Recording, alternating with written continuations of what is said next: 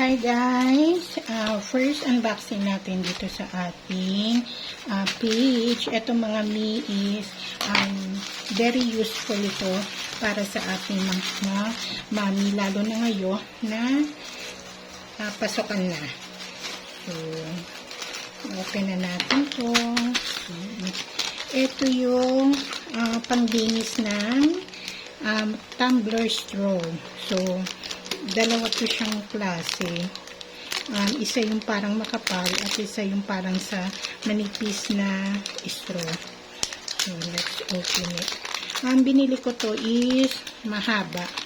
Kasi meron akong before na straw is hindi siya umaabot doon sa straw kasi maikli lang siya. And this one is silicone na siya. Ito yung para sa maliit na straw. Ito naman is yung para sa malaking straw. Papakita ko sa inyo yung dati kong ginagamit. And then, ito try natin dun sa straw. Ito yung dati kong gamit na panlinis ng tumbler straw. Brush siya. Kaya lang, maikli lang siya. So, hindi siya umaabot. Pag inilinis nyo siyang ganyan, hanggang dito lang siya guys. So, hindi siya aabot dito. Pero yung dito is malilinis niya. Yan.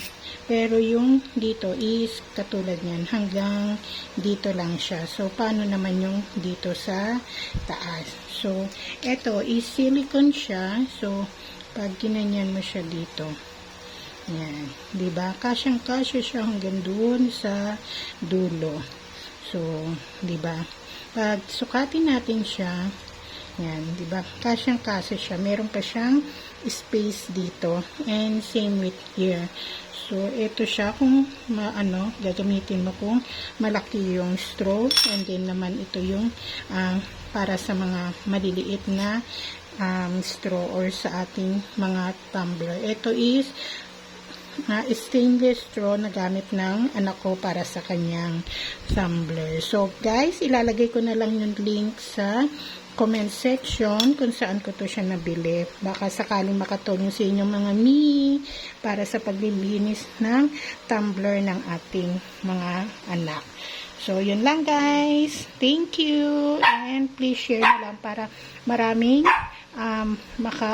itong very useful na gamit sa ating na tumbler. Pasensya na sa aking may naririnig kayong kumakahuli. Yun ang aking alagang doggy. Bye guys! And see you again on our next unboxing.